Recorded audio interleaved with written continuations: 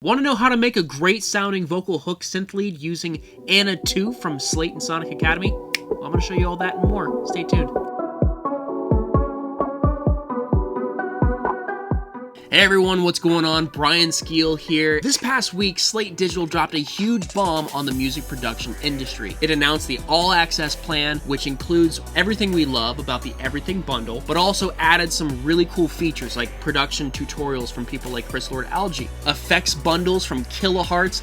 Very excited about that as a sound designer. Look forward to some videos on that in the future. But this video, we are going to be focusing on the brand new Ana 2, which was developed by Sonic Academy, but brought to you by Slate. So if you have the Everything Bundle and were lucky enough to get upgraded for free to the All Access Pass, you have the Ana 2 synthesizer right now. If you haven't yet, I highly recommend getting the All Access Pass from Slate. It's phenomenal. I use their plugins all the time. I'm not sponsored by them in any fashion. I just believe in their stuff. It's phenomenal. But if that is too much of a commitment for you, you can always go to sonicacademy.com, download the demo, give it a shot, see what you think, and I think you're going to be blown away. So let's go ahead and jump in. This is a brand new song that I'm working on. It's a very basic EDM pop kind of thing with pumping synths, a 4-on-the-floor bass, samples from Cymatics, and all the melodic content is coming from Ana 2. I'm not going to get too deep into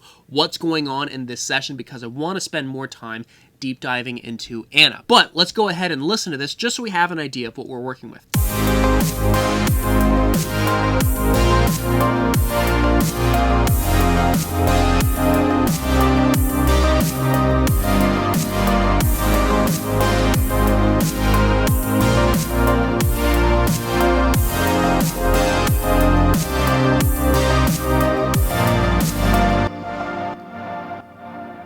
Pretty cool.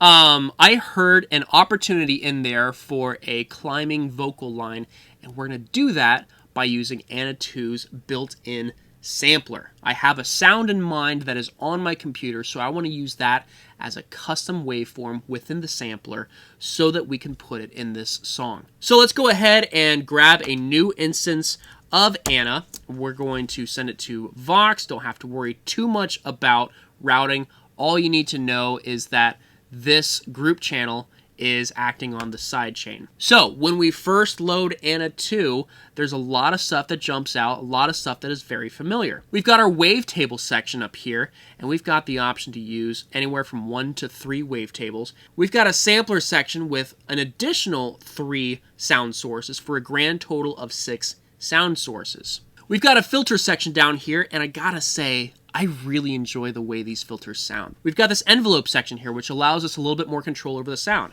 We've got macros, which we can apply to any parameter inside Ana to give us even greater control. We also have this massive section down here that allows us to do anything from arpeggiate our sound to create custom chords for our patch. Really, really rad. We've also got a lot of great built-in effects down here, LFOs, and then this beautiful looking keyboard. So we want to create a patch based upon a sound that I have on my computer. So let's go ahead and go to our menu and hit Init Preset. And that's going to reset almost everything. We need to make sure that everything is off. One of the things that I hope they bring to the table in future versions of Ana 2 is I'd love to be able to turn off the sound sources with a click of a button. So if I was to click Command 1 or right click on these, I would love to be able to turn them off. But for right now, we can go ahead and go through our individual oscillators and just turn the volume down to make sure they make no noise. Let's hit a key. Great, nothing's coming out. Now, let's go to our sampler section. And right now, there are no sounds loaded, and that's perfect. Let's go ahead and go to our waveform and click this None text, and we'll see a ton of built-in preset options that come with Ana 2. You can play with all these and come up with some really cool sounds, but I have a sound on my computer that I think would be perfect. It's a sound by Cymatics. If you are not familiar with them, go to cymatics.fm and download lots of really cool free stuff. They also have lots of great premium packages, and I highly recommend you just get some of the free stuff and see what you like. We're going to go to our file system here, and I already added a folder, which you can do by clicking this button, but we're going to go to our effects right here. And here's another thing that I wish we had an option to do in Ana.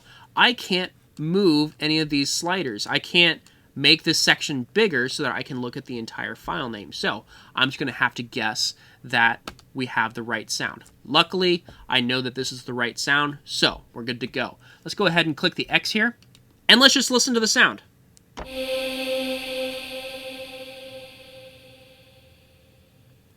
Very nice. So if I was to play a chord, for example,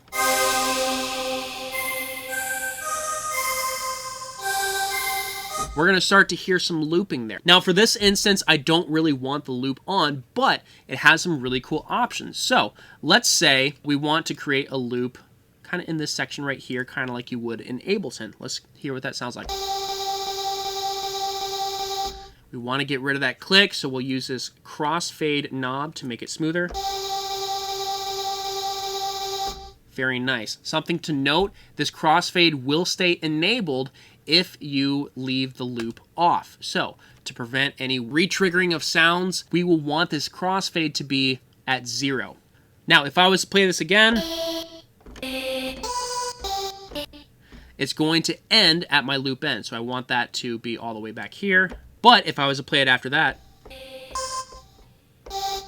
it's not starting from the same place every time. So we want to use this re-trigger option to make sure that it starts from my designated start area. Now personally, I don't really want that long of a fade there. So I'm going to move my start time in a little bit so it starts in the middle of the sound.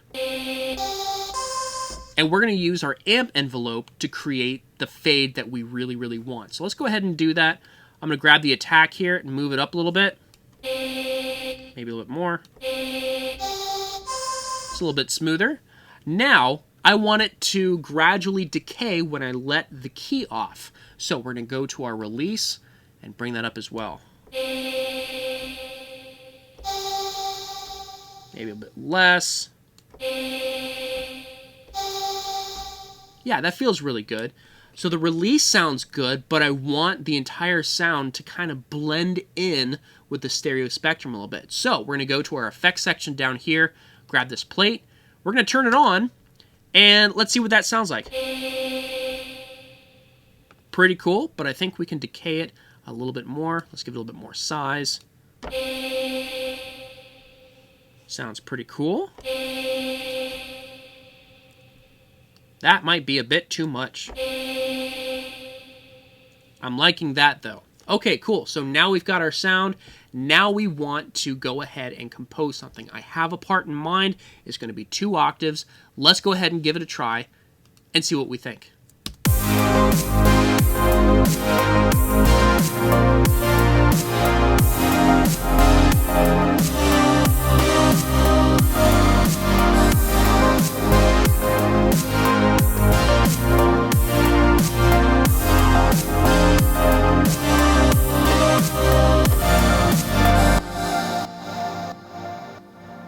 Okay, I'm not a great keyboard player, so thankfully we have our auto quantize on. Now we need to make sure that our performance is exactly what we wanted it to be.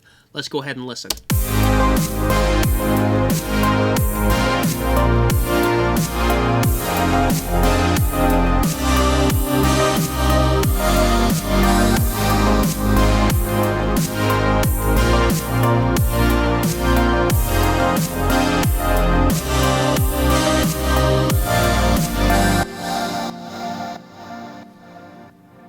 Cool.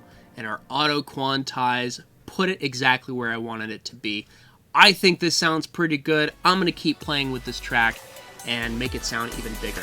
So thank you all so much for watching this. I have tons of great content ideas for you, for Ana, for Kilohertz, for all of the new Slate All Access stuff that just came out. So please subscribe to this channel and you'll be notified of any time I come up with something new. If you have something that you would like me to cover, please leave it in the comments. I'd love to create videos based upon what you want to learn. So let me know and I'd love to make that happen for you. Until the next video, thank you so much for watching. I'll go make some noise.